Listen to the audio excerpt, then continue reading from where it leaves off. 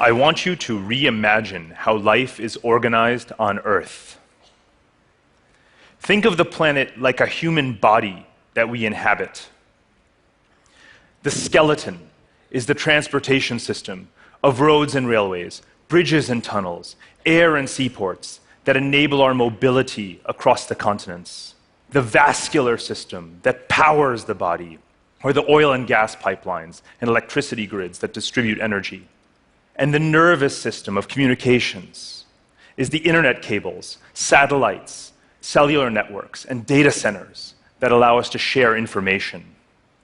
This ever-expanding infrastructural matrix already consists of 64 million kilometers of roads, 4 million kilometers of railways, 2 million kilometers of pipelines, and 1 million kilometers of internet cables. What about international borders? We have less than 500,000 kilometers of borders. Let's build a better map of the world. And we can start by overcoming some ancient mythology. There's a saying with which all students of history are familiar. Geography is destiny. Sounds so grave, doesn't it? It's such a fatalistic adage.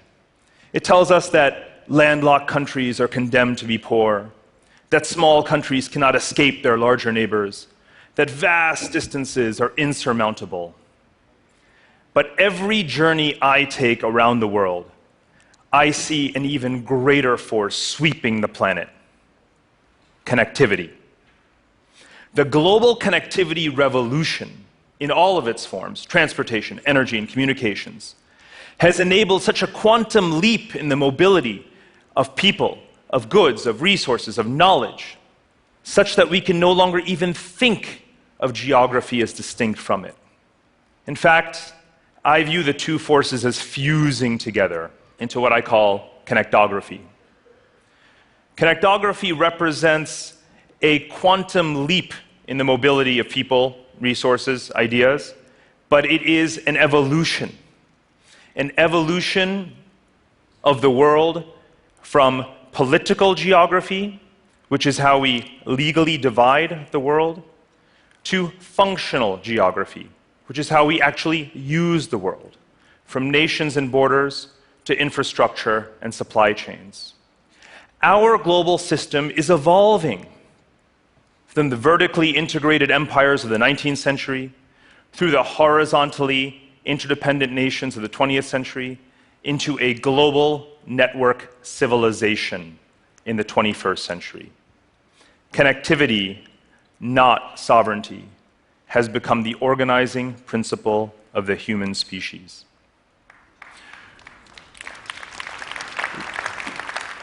We are becoming this global network civilization because we are literally building it. All of the world's defense budgets and military spending taken together total just under $2 trillion per year.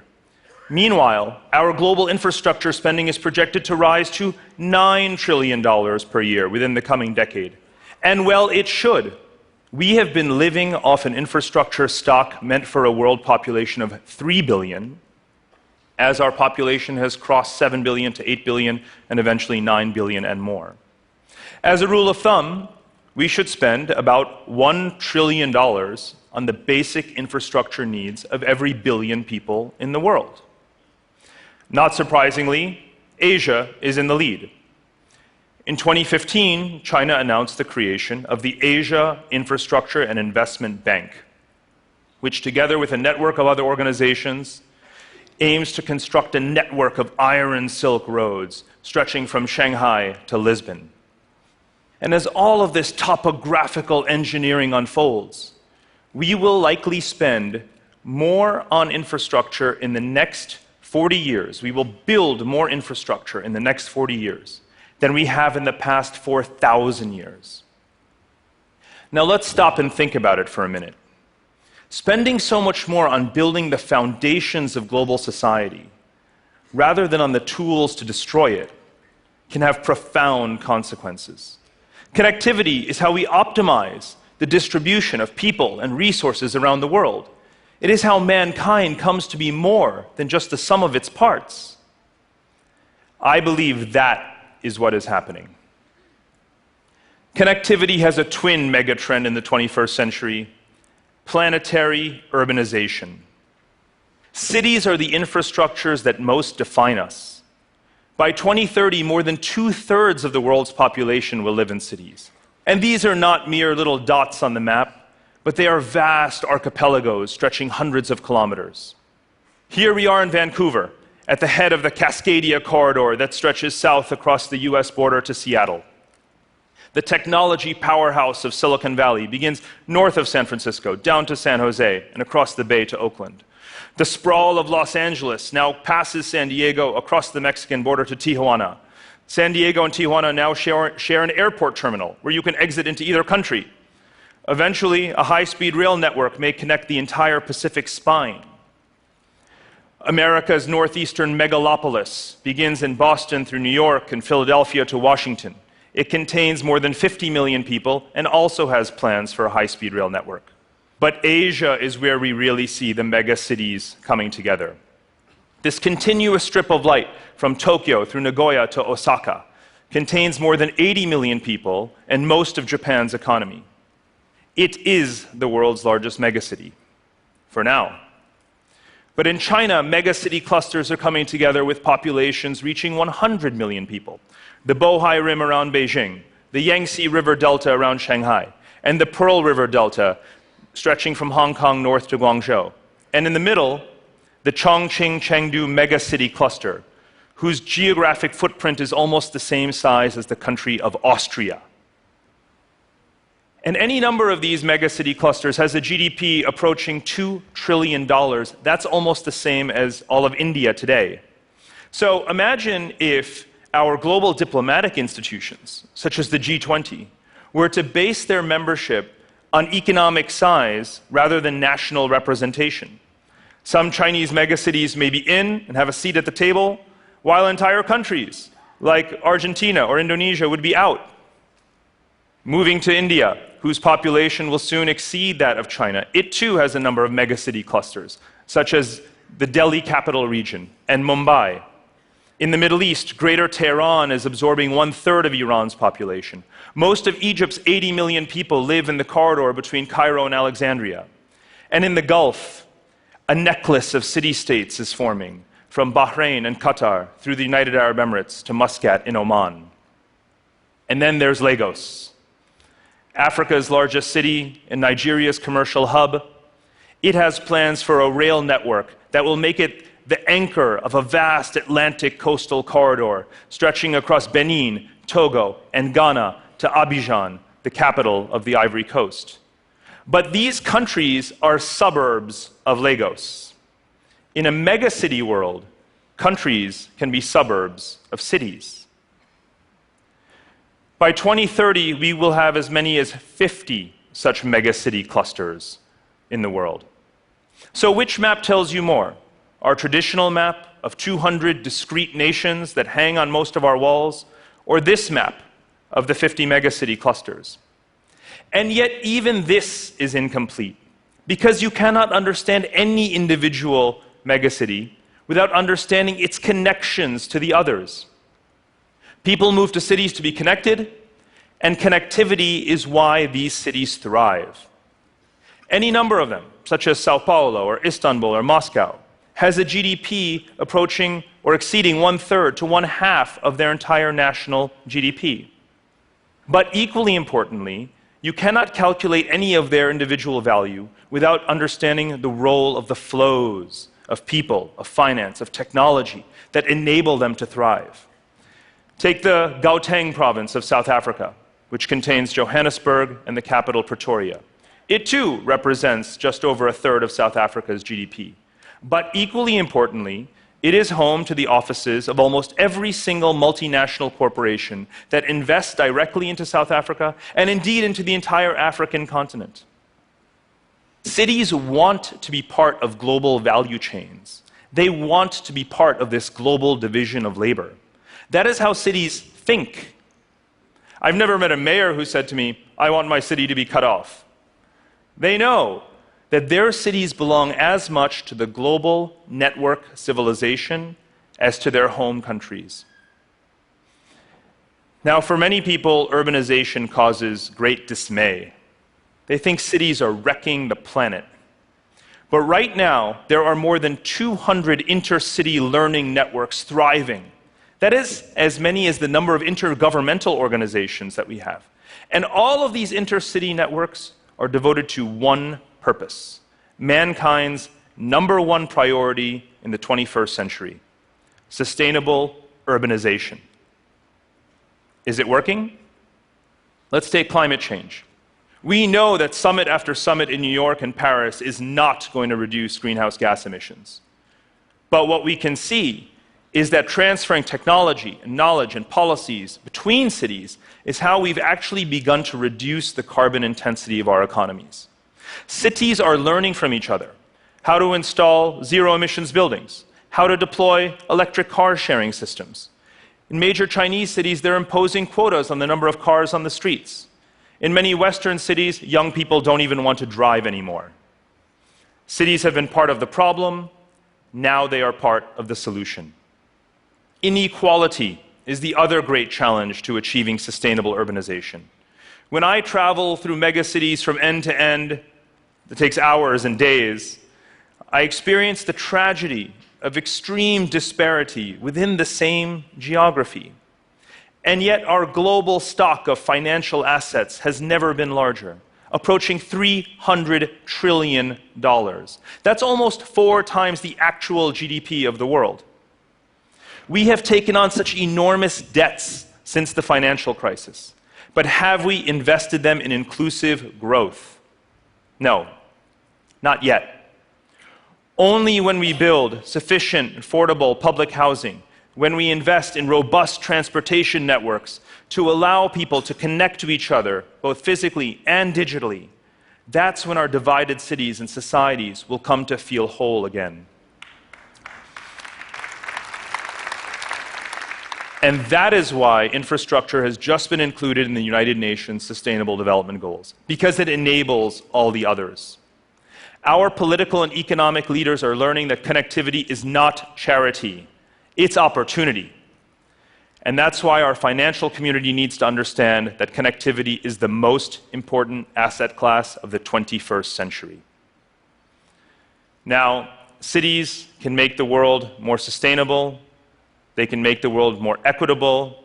I also believe that connectivity between cities can make the world more peaceful. If we look at regions of the world with dense relations across borders, we see more trade, more investment, and more stability. We all know the story of Europe after World War II, where industrial integration kicked off a process that gave rise to today's peaceful European Union. And you can see that Russia, by the way, is the least connected of major powers in the international system. And that goes a long way towards explaining the tensions today. Countries that have less stake in the system also have less to lose in disturbing it.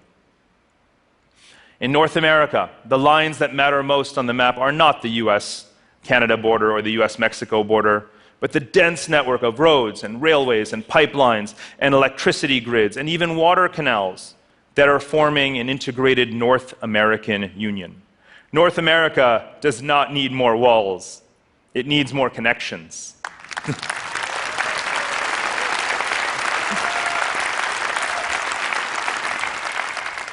But the real promise of connectivity is in the post-colonial world. All of those regions where borders have historically been the most arbitrary, and where generations of leaders have had hostile relations with each other.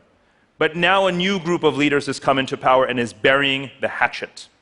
Let's take Southeast Asia, where high-speed rail networks are planned to connect Bangkok to Singapore, and trade corridors from Vietnam to Myanmar. Now this region of 600 million people coordinates its agricultural resources and its industrial output.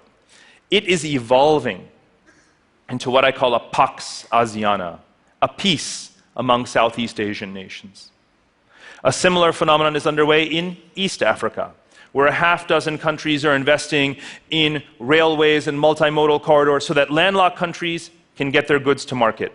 Now these countries coordinate their utilities and their investment policies. They too are evolving into a Pax Africana. One region we know could especially use this kind of thinking is the Middle East.